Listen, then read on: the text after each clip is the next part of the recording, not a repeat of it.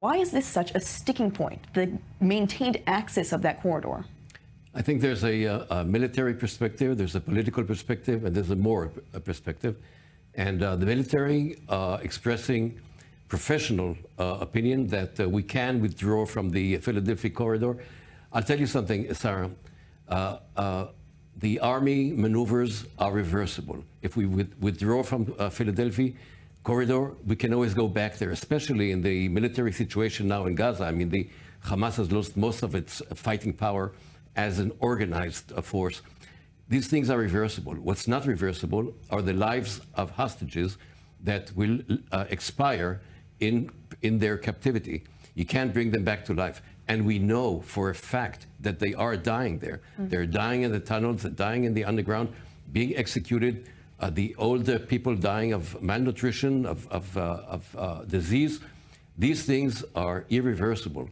So who then benefits right now? It sounds like the whole security president, they don't believe that this should be the main issue. So why is it becoming the main issue, Dan? Well, who benefits? David mentioned the political element, but then didn't elaborate. So I think it falls to me to answer that question in that way. There is a theory, and I'm not a mind reader, so I don't know for sure, but there is a theory that Netanyahu understood on October 7th that he cannot win that discussion about October 7th. It was a debilitating debacle, and if that's the issue at hand, he will be tossed from power, he'll lose the next election, and so forth. And therefore, when the war began in Gaza, his argument all along had been that recriminations over October 7th have to wait until the end of the war.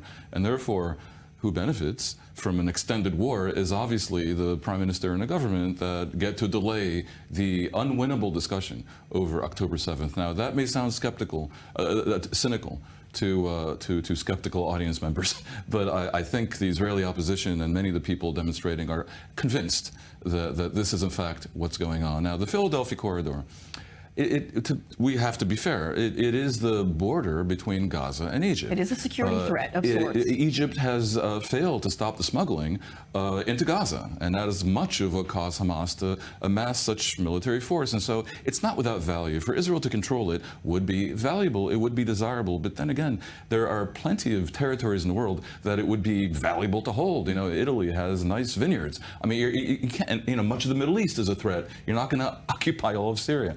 So it has to be put in the context of the overall picture.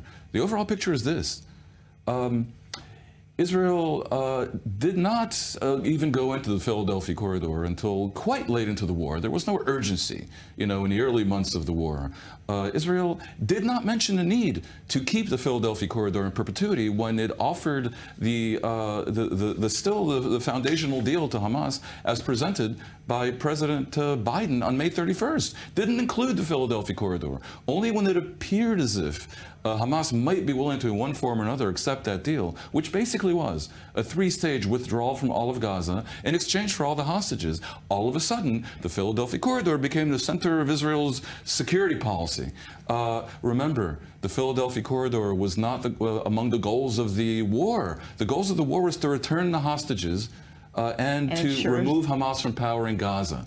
Now, Hamas, if the fear is that Hamas would regroup, if the Philadelphia corridor were abandoned, that's because Hamas has not been fully crushed, and because no alternative to Hamas has been allowed to arise in Gaza, because the government won't allow that discussion to even happen. Dan, when it comes to these numbers, we continue to see more and more polls coming out. It seems there are more and more calls for some elections to be happening here in Israel, but these polls state that the majority of respondents do not want to see Netanyahu running again. However, that number still drops drastically when they're looking at who should replace him. There's not necessarily a clear winner if these elections were held again. Well, it's not a personal election. Although Netanyahu certainly is personally a factor. I think it's easy to misread the numbers depending on how the questions are asked and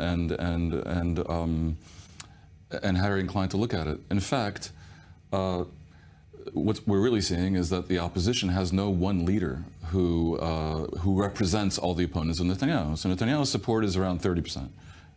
That is why 70% want him to resign, either after the war or many of them, probably most of them, to have resigned already.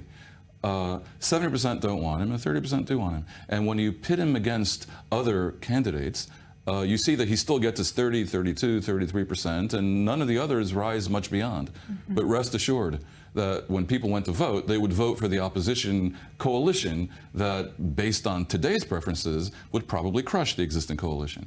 And which one among them becomes prime minister will be a matter for various formulas that can be put into place, like which is the biggest party or whatever deals they do internally. It is, however, undoubtedly a failure of the opposition that they've failed to put forth a candidate that truly galvanizes the public's imagination and enjoys their trust to the point where when you ask the people one-on-one, do you support that person or Netanyahu, that person would get the 70% that don't want Netanyahu. So basically the opposition is weak and divided, and that's what's reflected in the polls. But make no mistake, the majority of Israel's voters certainly want Netanyahu to not run again and want him to not be prime minister present. That is obvious, and the reasons are clear.